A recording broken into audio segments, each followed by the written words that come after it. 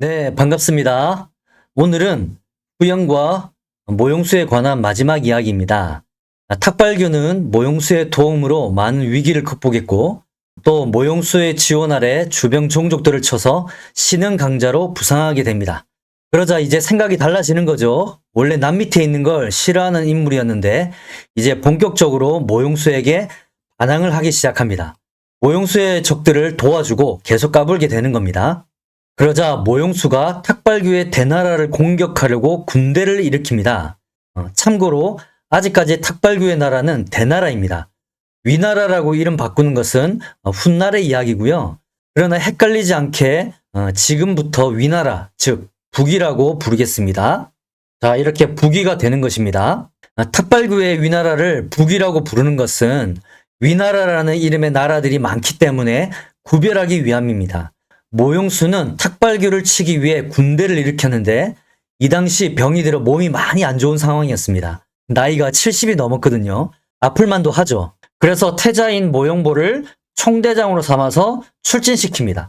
그러자 현명한 신하였던 고호라는 인물이 출정에 반대합니다. 고호라는 신하입니다. 이 고호가 모용보의 총대장 출정에 반대하는 이유는 크게 두 가지입니다. 첫 번째로 탁발규가 용기와 꾀가 많다는 것이고, 두 번째, 태자 모용보가 상대방을 깔보는 성격이므로 전쟁에 패할 것이라고 말합니다. 이때 고호가 모용수에게 아주 강경하게 이야기했다고 합니다. 그러자 모용수가 화를 내고 고호의 관직을 면직시켰다고 합니다. 자, 고호의 말은 틀린 것은 아닙니다.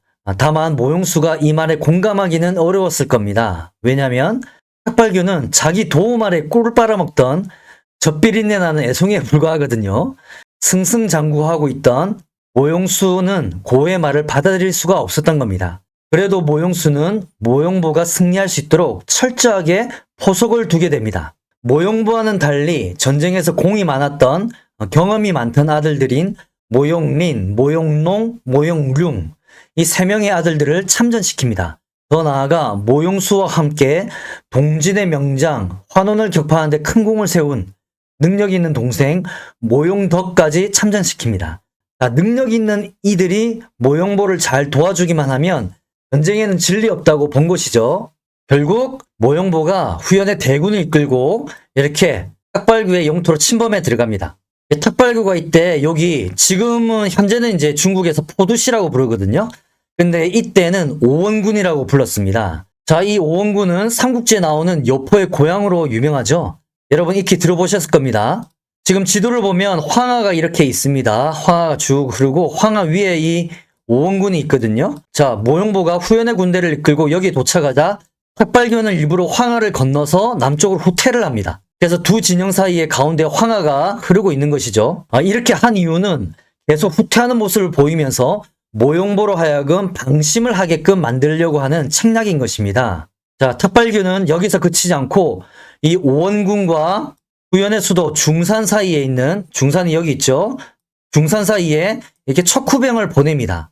이 척후병을 보내서 모용수와 모용보 간에 오고 가는 사신들을 계속 붙잡게 합니다. 아무래도 모용보가 전쟁에 나와 있으니까 전쟁 상황을 모용수에게 편지를 보내고 또 모용수가 편지를 보내면서 또 서로 지침을 알려주면서 서로 왕래하지 않겠습니까? 탁발규가 이것을 차단해버린 거죠.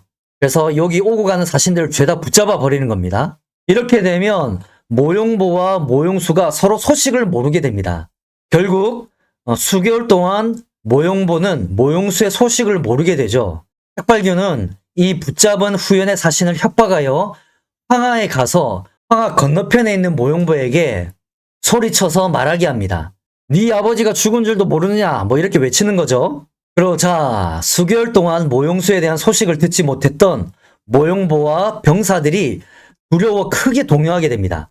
그러자 군 내부에서 반란 사건도 일어나고 사기가 뚝 떨어집니다. 흔들리는 군심을 전혀 잡지를 못하는 모용보가 되겠습니다.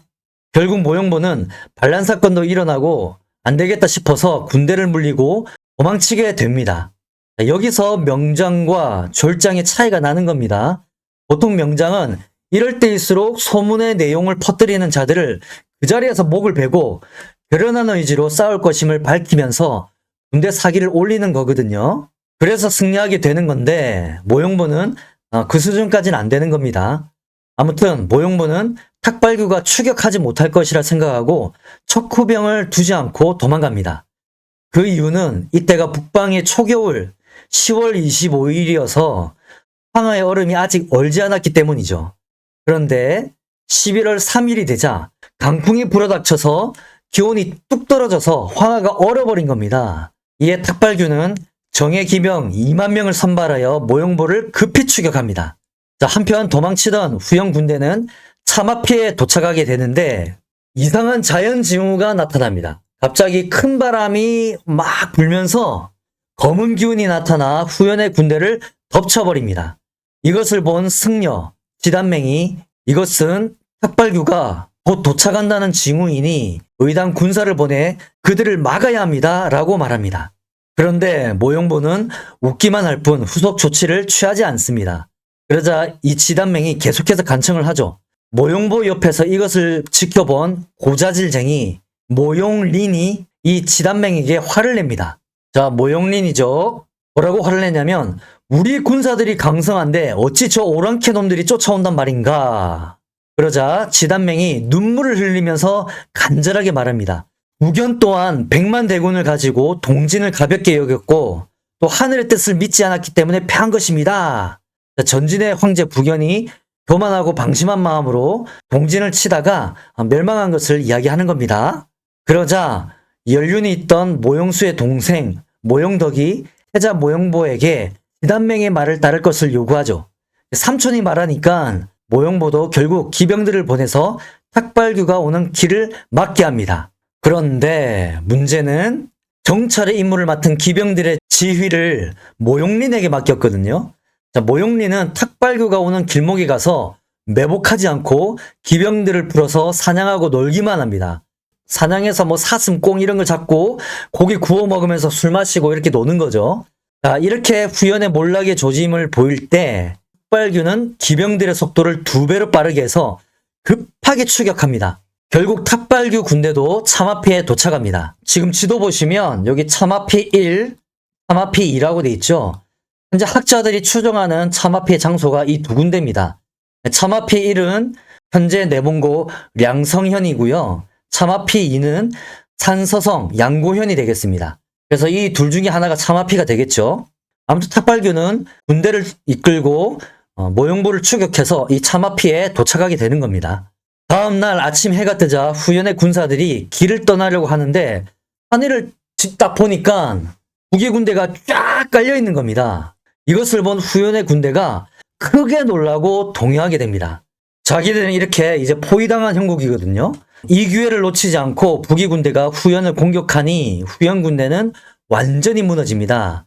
도망가다가 물에 빠져 죽는 자가 1만 명을 넘었다고 하고 그 외 병사 4, 5만 명이 항복하게 됩니다. 탁발규는 이 포로가 된 후연의 군사 4, 5만 명을 구덩이에 파묻어 다 죽입니다. 생매장 시켜버린 겁니다. 또 나머지 병사들은 칼에 맞아 죽고 완전 난리도 아니죠. 이렇게 되면 일방적인 학살 수준입니다. 후연의 총대장 모용보는 혼자 말 한 마리 타고 달아나서 겨우 죽음을 면하게 된다고 합니다. 참 일이 왜 이렇게까지 되었을까요? 고우가 말했듯이 모용보가 상대방을 깔보는 성격이 그대로 드러났죠. 척후병도 안 두고 미적지근하게 일처리하고 아버지와 큰형을 배신한 고자질쟁이 모용린이 또 사고를 친 겁니다. 후방을 차단해야 하는 임무를 망각한 채 사냥질이나 하고 말이죠. 결국 이 두 사람의 성격적 단점이 그대로 작용해 차마피에서 대패했다고 보면 될 것 같네요. 전쟁에서 대패하고 돌아온 태자 모용보를 바라보는 아버지 모용수의 심정은 어땠을까요? 아마 참담했겠죠. 자, 모용보는 아버지 모용수에게 자신이 다시 부기를 쳐서 복수하겠다고 기회를 달라고 하죠. 하지만 사안이 사안인지라 모용수는 병에 걸렸음에도 불구하고 아픈 몸을 이끌고 직접 출전하게 됩니다. 모용수는 다시 징집한 군사를 이끌고 몰래 출발하여 청령을 넘어 산을 뚫고 길을 만들어 부기가 눈치채지 못하게 곧바로 운중으로 나아갔다고 합니다.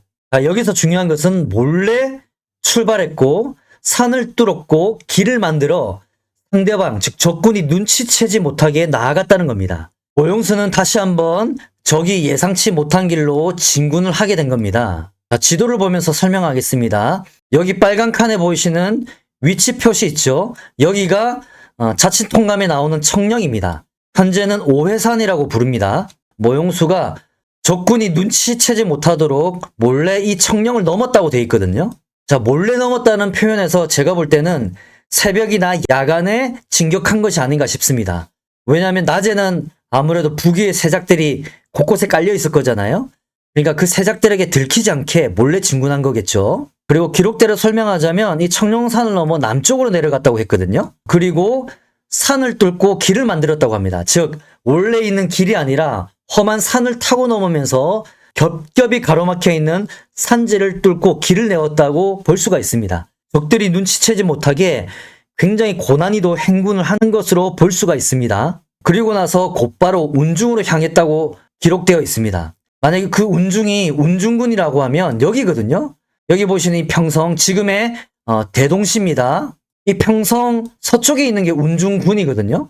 근데 모용수가 이렇게 산을 뚫고 여기까지 운중군까지 나아갔다? 이거 너무나 먼 거리고 비효율적이 아닌가 이런 생각이 들더라고요. 그리고 이 행군의 마지막에 모용수가 평성의 동쪽에 이렇게 나타났다고 되어 있습니다. 그러면 운중군에서 다시 요렇게 갔다는 말인가?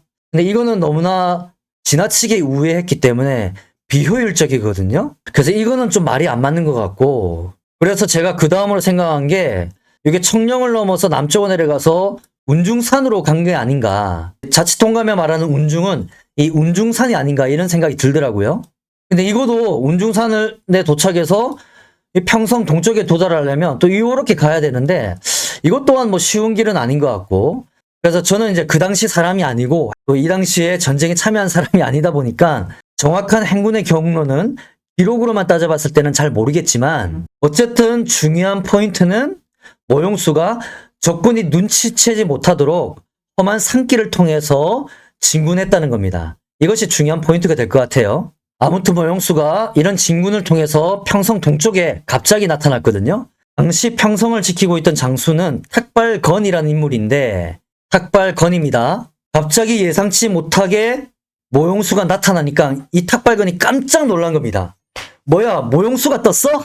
탁발건이 군사를 급히 챙겨 반격하러 나가서 모용수와 한판 붙습니다. 하지만 이 평성을 지키던 장수 탁발건이 패하여 죽게 됩니다. 이에 모용수는 평성과 그 주변을 대략 평정합니다. 이렇게 되자 탁발규가 다스리던 탁발선비 여러 부락들이 탁발규를 배신하고 모용수 편에 붙으려는 조짐이 보이기 시작합니다. 자치통감의 기록을 보면 이때 탁발규가 놀라서 떨며 도망치려고 했는데 여러 부락들이 두 마음을 가지니 어디로 갈지 몰랐다 라고 합니다. 즉 모용수의 위용에 탁발규가 겁을 집어먹고 도망치긴 해야겠는데 부하들이 반란을 일으킬 것 같으니까 어디로 가야 할지 갈피를 잡지 못했다는 것입니다. 탁발규는 괜히 모용수한테 깝치다가 큰 코를 다친 겁니다. 초전에 승리한 모용수는 군대를 전진시켜 차마피에 이르게 됩니다. 자, 이 차마피는 아까 모용보가 대패한 바로 그 장소죠. 이 차마피에 도착한 모용수와 장졸들은 전사한 후연의 군사들의 해골이 산처럼 이렇게 수북하게 쌓여있는 장면을 보게 됩니다. 군사들이 그 해골을 보고 울부짖으면서 통곡하는데 기록에는 그 소리가 산과 계곡을 놀라게 할 정도였다고 합니다. 참 안타깝죠. 군사들 입장에서는 차마피의 저 해골들이 자기 아버지 또는 형들의 해골이거든요. 당연히 통곡할 수밖에 없죠. 이에 모용수도 부끄럽기도 하고 분하기도 하여 피를 토하고 쓰러지게 됩니다. 사극에 자주 나오는 장면 있죠. 피를 푹 하고 뿜고 이렇게 막 이렇게 뒤로 쓰러지는 겁니다. 이 때문에 병이 깊어져서 말도 못하고 술에 누워서 군대를 전진시켰다고 합니다. 그러나 더 이상 몸이 버티지 못해서 모용수는 좀 전에 함락시켰던 탁발선비의 도시 이 평성으로 군대를 물리고 휴식을 취하게 됩니다. 10일 정도 여기 평성에 머무는데 병세가 더욱 위독해집니다. 이렇게 되자 모용수도 어쩔 수 없이 전군의 철군 명령을 내리고 수도 중산으로 퇴각하게 됩니다. 그러나 돌아가는 중에 여기 상곡에 이르러 결국 파란만장한 인생을 뒤로한 채 죽게 됩니다. 한 인간으로서 이렇게 치열하게 살아왔다는 것에 경외심을 느낄 정도입니다. 그러나 탁발규 입장에서는 가슴을 쓸어내릴 정도의 다행인 거죠. 갔어? 다행이다. 뭐 이렇게 하지 않았겠습니까? 모용수가 죽고 나자 후연은 급속도로 무너지게 됩니다. 그 사건은 태자 모용보로부터 시작됩니다. 모용보는 후연 멸망의 2등 공신입니다. 1등 공신은 당연히 모용린이고요. 모용보가 태자가 되자 사람들이 처음에는 기대를 되게 많이 했대요. 그렇지만 점점 실망했다고 합니다. 원래 처음에는 그럴듯한 사람으로 꾸밀 수는 있어도 결국 바닥을 드러내기 마련이죠.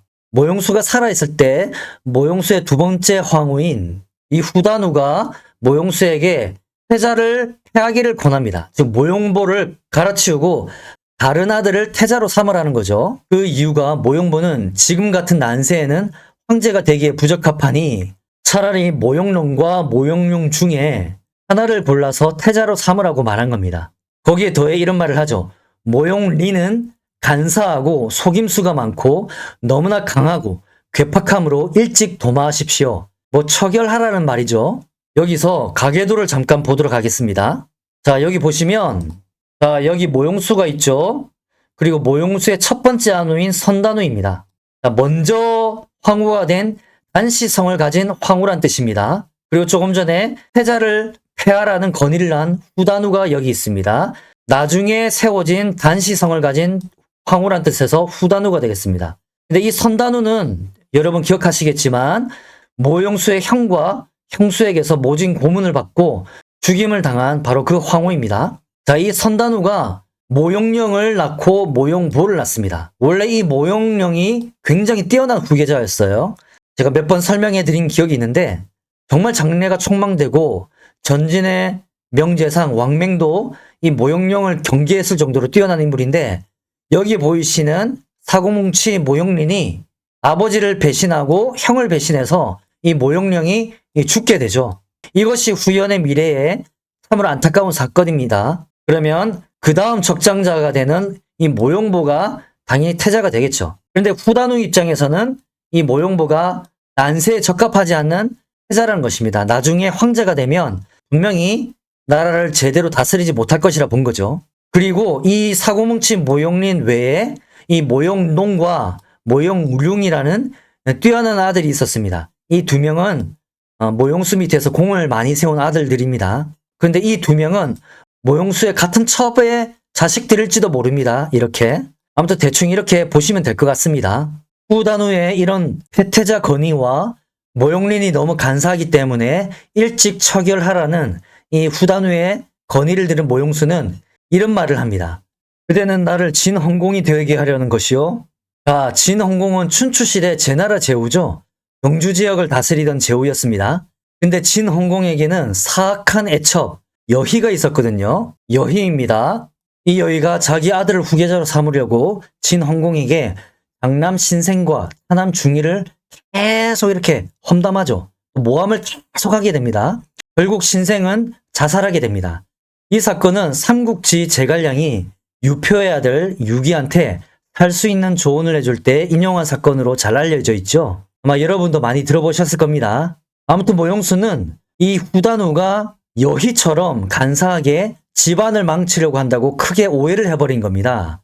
그러자 후단우는 너무 억울해서 눈물을 펑펑 흘렸다고 합니다.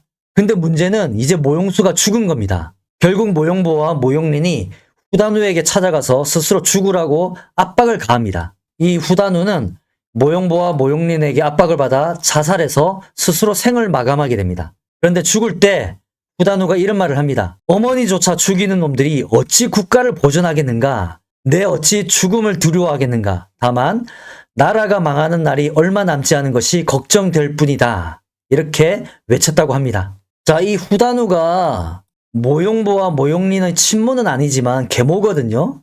그래도 어머니잖아요. 그런데 이 어머니를 이렇게 핍박해서 죽이게 한 겁니다. 뒤에 모든 결과를 아는 우리 입장에서는 후단우의 사람 보는 눈이 정확했다는 것을 인정할 수밖에 없죠.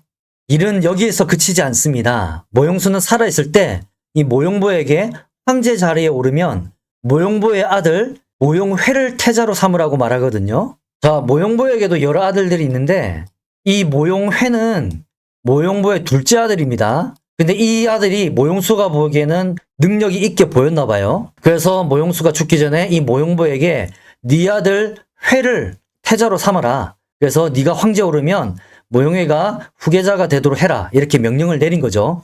그런데 모용보는 아버지가 죽고 자기 자신이 황제에 오르자 이 말을 싹 무시해버립니다. 당시 20대 아들 이 모용회를 제치고 나이 11살의 어린 아들 모용책이라고 있거든요. 이 모용책이라는 어린 아들을 후계자로 삼아버리는 겁니다. 태자로 삼은 거죠. 이것을 알게 된 모용회는 당연히 분노하게 되겠죠. 결국 이 일로 인해 모용보와 모용회는 서로 간의 갈등을 계속해서 일으키게 됩니다.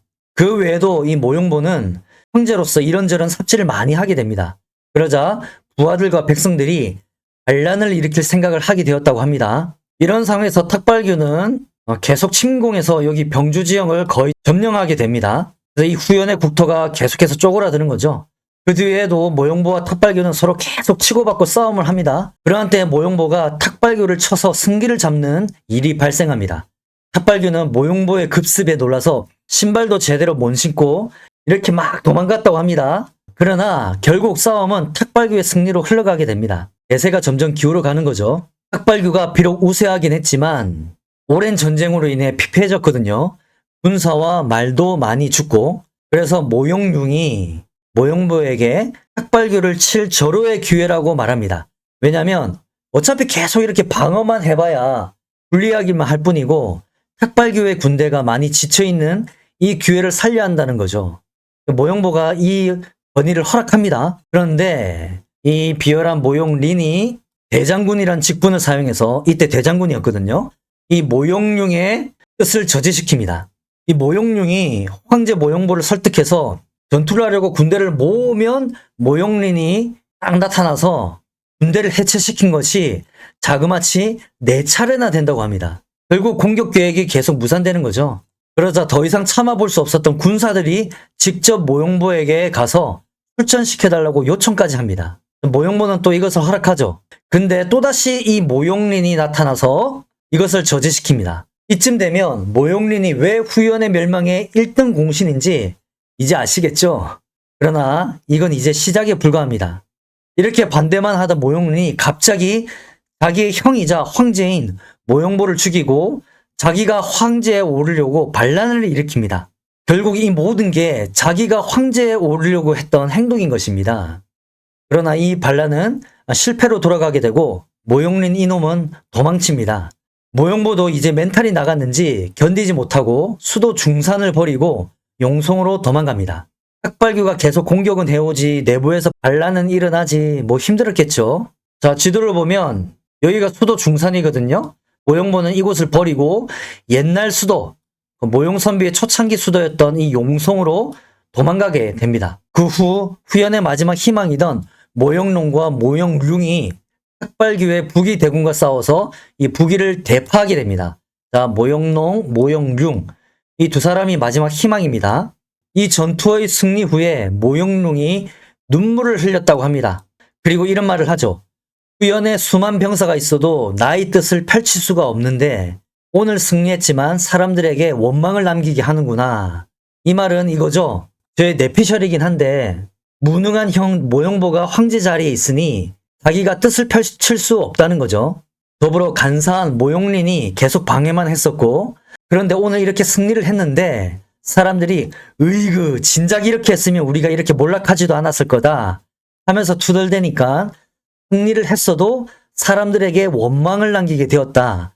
뭐 이런 뜻이 아닐까 생각을 해보게 됩니다. 자, 사회생활을 해보신 분들은 이 대목에서 크게 공감하실 내용이죠. 일을 할 때 상사나 동료가 누구냐에 따라 정말 환경이 달라집니다. 상사가 그 자리에 적합한 사람이 아니고 동료가 간사하다면 아무리 그 인물이 능력이 뛰어나도 그 능력을 발휘할 수가 없는 겁니다. 뛰어난 인물일지라도 무능한 상사와 간사한 동료들의 아둔함을 극복하고 일을 해낸다는 것은 사실상 불가능합니다. 전국시대 연파와 이목을 생각해 보세요. 결국 어떻게 되었는가? 그래서 결국 환경이 그만큼 중요하다는 겁니다. 원래 작은 뇌물은 큰 물고기를 담아내기 어렵기 때문이죠. 아무튼 이 이후부터 황제 모용보에게 실망한 신하들이 모용롱과 모용융에게 살며시 가서 이야기를 합니다. 뭐라고 이야기하냐면 자립하라고 권하는 겁니다. 그때마다 이 두 사람은 그 말을 거부하고 자기 형인 황제 모용보에게 계속 충성을 바치게 됩니다. 그런데 여기서 큰 사건이 또 터집니다. 자기를 제치고 어린 동생을 태자로 삼은 아버지 모용보에게 불만을 품던 모용회, 반란을 일으켜서 삼촌인 모용륜과 모용롱을 공격합니다. 이때 모용룡이 죽고 이 모용롱은 큰 부상을 당합니다. 이 모용롱의 부상이 얼마나 심했는지 여기 두개골 있잖아요. 이 두개골이 깨져가지고 이 골수가 흘러나올 정도로 심각한 부상이었다고 합니다. 네, 기적적으로 살아난 거죠. 모용회는 이것을 기회로 아버지 모용보에게 자기를 태자로 삼아달라고 요청하지만 모용보는 이를 거절합니다. 이렇게 되자 아버지와 아들이 군대를 이끌고 서로 전투를 벌이는 이 막장극이 벌어집니다. 이후에 이런저런 사건들이 있는데 다 말씀드릴 순 없고 아무튼 모용회는 결국 죽게 됩니다. 그런데 이제는 전임 황제 모용수의 첩의 아버지, 즉 장인이었던 나난이 반란을 일으켜 용성을 공격합니다. 공격할 때 사람을 모용롱에게 보내 자기 편이 되어달라고 요청하는 거죠. 아마 이렇게 이야기하지 않았겠습니까? 모용부에게는 희망이 없어. 우리 편으로 오세요. 그래야지 목숨을 보존할 수 있습니다. 뭐 이렇게 샤바샤바 하지 않았겠습니까? 그러자 모용롱은 이전까지 보였던 충성을 버리고 성을 몰래 빠져나가 나난에게로 달려갑니다. 결국 모용롱도 배반하게 된 겁니다. 성 안의 군사들이 사기가 떨어지고 무너지게 됩니다. 왜냐하면 그동안 병사들이 버틸 수 있었던 것은 모용롱의 존재 때문이었거든요. 근데 그 모용롱이 항복을 해버리니까 완전히 허물어진 거죠. 그러나 이 모용롱도 결국 이런저런 일들로 인해 결국 죽임을 당하게 되고 황제 모용보도 결국 나난에게 죽임을 당하게 됩니다. 참 허무하죠? 왜 충성심이 강했던 모용롱이 막판에 형인 모용보를 배신했을까요? 한번 생각해 볼 필요가 있겠죠? 제가 볼 때는 모용롱도 이제 한계가 와서 그랬던 것 같습니다.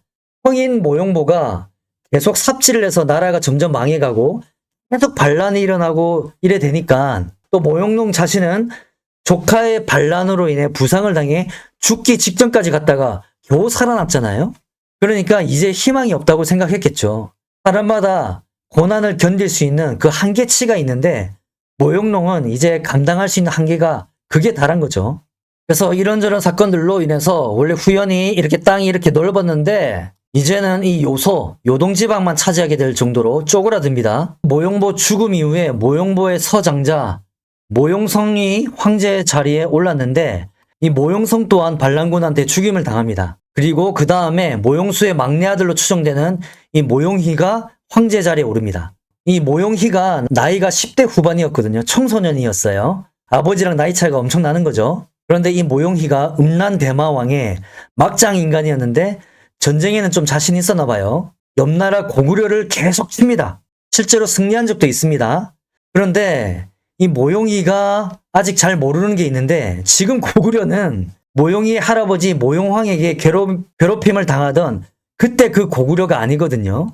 지금 고구려 왕이 누굽니까? 바로 광개토 대왕입니다. 한반도 산불곰? 아니 호랑이라고 해야 되나요? 모용희 조심해야 됩니다. 아무튼 서로 이렇게 막 치고받고 하다가 이 요동지방은 광개토 대왕이 점령하게 됩니다. 부르첩첩 하신 거죠. 이에 모용희는 이 요동을 다시 뺏기 위해서 이 요동성을 공격하게 됩니다. 후연의 땅을 되찾으려고 한 거죠. 이 전투에서 후연의 군대가 요동성을 거의 함락시켰다고 합니다. 그래서 후연 군사들이 성을 넘어 이렇게 점령에 들어가려고 하던 찰나에 모용희가 여기서 희대의 삽질을 합니다. 성을 넘어 들어가는 군사들을 제지시키는 겁니다. 그 이유가 진짜 황당한데 황제인 자기와 아내인 황후가 가장 먼저 요동성에 입성해야 된다면서 군사를 물려버립니다. 이것을 본 고구려 입장에서는 이게 뭔 상황이요? 하면서 바로 성을 방비하고 성벽을 수리해버립니다. 성벽을 보수하는 거죠. 결국 모용희는 성을 함락시키지 못하고 후퇴하게 됩니다. 야, 정말 제가 많은 전쟁사를 봤지만 이런 희대의 삽질의 전쟁은 또 처음 본 것 같습니다. 그 후에 모용희는 거란을 공격하러 출진합니다. 거란이 이쯤에 살았거든요. 자, 이렇게 출진하죠. 7호. 그런데 막상 멀리서 거란의 군대를 딱 살펴보니까 그 위용이 만만치 않은 겁니다. 그러자 모용이는 겁을 먹고 후퇴하게 됩니다. 참 변덕이 심한 친구죠. 그래서 집으로 돌아가다가 그냥 가기 아깝잖아요. 그래서 결국 애꿎은 고구려를 다시 침공합니다. 고구려를 치려고 삼천리를 행군했는데 이때 겨울이어서 병사들과 말들이 추위에 죽고 지쳐서 결국 모용이는 철군하게 됩니다. 그러니까 이 고구려를 공격도 못 해보고 돌아간 겁니다. 아마 건개토 대왕은 모용이가 왔다 간지도 몰랐을걸요. 누가 왔다 갔어? 이러지 않았겠습니까? 이런 모용이도 결국 반란에 의해 죽게 됩니다. 이 고운이 반란을 일으키거든요. 이 고운이 모용이를 잡아 죽이게 됩니다. 그런데 이 고운의 성이 고씨라는 것에서 알 수 있듯이 이 고운은 고구려 왕족 출신입니다. 자, 건개토 대왕은 이 고운에게 사신을 보내 우호 관계를 맺습니다. 자, 우리 친족 아이가 사이좋게 지내자. 뭐 이렇게 되는 겁니다. 이렇게 모용이가 죽음으로써 모용선비족의 후연은 멸망하게 됩니다. 자, 역사란 게 참 어떻게 될지 알 수 없는 것이 모용선비족의 연나라가 고구려를 그렇게 괴롭혔었잖아요. 수도를 불질러버리고 수만 명의 포로를 잡아가고 왕의 어머니도 포로로 끌고 가고 근데 고구려 왕족 출신인 고운에게 멸망당했다는 것. 자, 이래서 역사가 재밌는 것이죠. 화끈하게 복수한 고구려가 되겠습니다. 그렇다고 모용선비족의 연나라의 명맥이 완전 끊긴 것은 아닙니다. 아까 언급했던 모용수의 동생 모용덕이 청주 지방의 남연을 건국하거든요. 자, 이쪽에서 남연을 건국하게 되는 겁니다. 자, 그건 그렇고 멸망의 1등 공신 이 모용린이 어떻게 되는지 궁금하지 않으십니까? 모용린은 삼촌 모용덕에게 황제의 자리에 오르라고 권유해서 모용덕이 남연의 황제로 올랐거든요. 그런데 이 최고의 패류나 모용린이 또 반란을 일으켜 삼촌을 죽이려고 합니다. 반란이다! 뭐 이렇게 한 겁니다. 그러나 실패로 돌아가서 오히려 삼촌 모용덕에게 죽게 됩니다. 야, 참 어질어질하죠? 사람이 이렇게 살 수도 있다는 것이 놀랍습니다. 이 모용린은 삼국지의 여포랑 비슷하죠. 여포도 정원, 동탁, 유비, 연거푸 이 세 명을 배반하다가 죽었잖아요. 그런데 사실 여포는 모용린에 비하면 양반이죠. 여포가 모용린과 비슷하단 말을 들으면 기분 나쁠 겁니다. 야, 나는 3번만 배신했다. 그런데 저놈은 큰형, 아버지, 작은형, 삼촌까지 4번이나 배신했잖아. 그리고 나는 남을 배신했지 가족은 배신하지 않았다. 뭐 이렇게 여포가 말하지 않았겠습니까? 자, 이제 모용수의 이야기는 오늘로 마무리가 되었고요. 결론의 의미로 모용수에 대한 평가를 내리면 좋을 것 같아요. 일단 모용수는 파란만장한 인생을 살았다고 평가할 수 있습니다. 처음엔 왕자로 태어난 금수저였지만 말이 금수저지 끊임없이 친족들에게 견제받고 암살 위험도 당했잖아요. 그 와중에 아내가 고문으로 죽게 되고 결국 부견에게 의탁했었는데 거기서도 모함을 당해 죽을 뻔하고 그랬죠. 결국 말년에 후연을 건국해서 아버지의 나라를 부활시켰지만 참화피해서 충격을 받아 피를 토하고 죽게 됩니다. 모용수를 언급할 때 빠뜨릴 수 없는 것이 당연히 용병술입니다. 전쟁에 있어서는 당대 최고였음은 부정할 수 없죠. 그리고 조금 뒤에 나타나는 유유와 더불어 56국 시대 최고의 명장이라고 부를 수 있습니다. 그 특징이 적이 예상하지 못한 곳으로 공격해서 승리하는 것이거든요.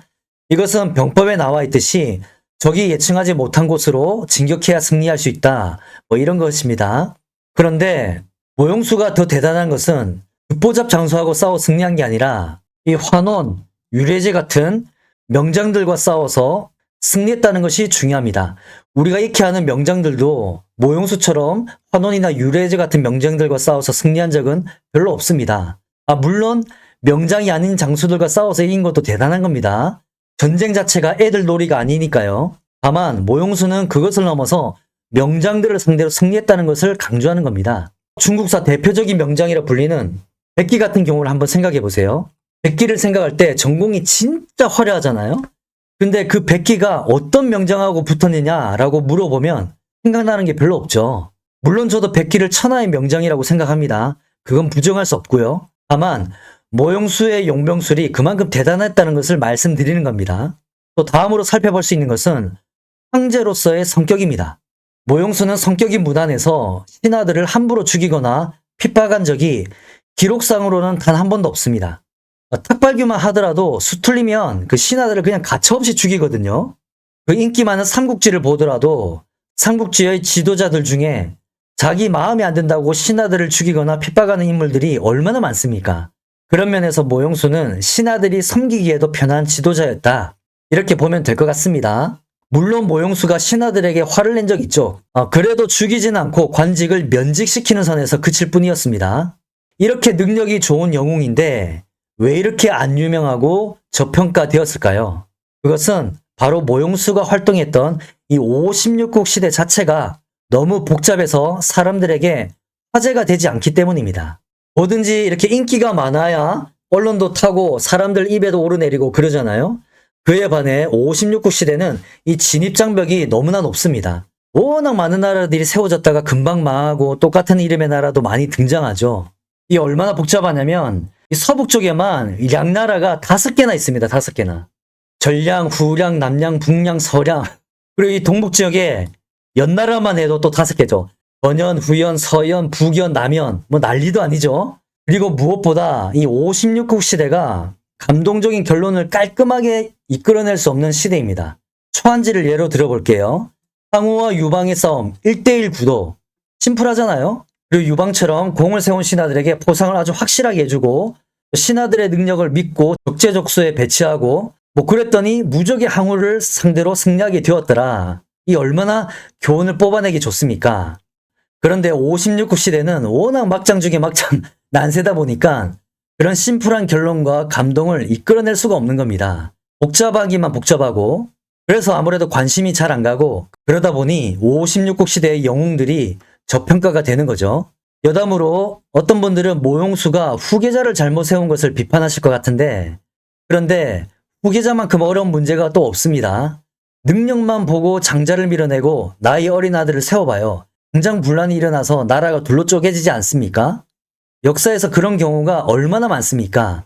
그래서 사실 장자가 사이코가 아닌 이상은 장자가 후계자가 되는 것이 가장 안정적입니다. 우리 조선 역사의 명군으로 꼽히는 성종도 보세요. 그 아들이 폭군 영상군이 될지 어찌 알았겠습니까? 모용수 입장에서는 할 만큼 했죠. 안정장치로 뛰어난 인물들을 태자 모용보 옆에 두었고요. 또 모용보의 아들 중에 능력은 뛰어난 모용회를 후계자로 삼을 것을 명령했었죠. 그런데 모용보가 말을 안 들어서 그 사단이 일어난 거지만 물론 그렇다고 반란을 일으킨 모용회도 잘한 것은 없죠. 결론은 후계자 문제를 모용수에게 책임을 묻는다는 것은 좀 잔인한 것 같네요. 인간의 치밀한 준비와 책략도 결국 하늘의 섭리를 이기지 못하는 법입니다. 아무리 뛰어난 영웅도 결국은 하늘 아래에 있는 것입니다. 어쨌거나 모용수 이야기는 오늘로 마무리하겠습니다. 다음 시간부터는 동진과 동진의 뒤를 이은 남조 국가들을 다룰 예정입니다. 그 과정에서 북보를 진행한 명장들의 행보도 알아보도록 하겠습니다. 감사합니다.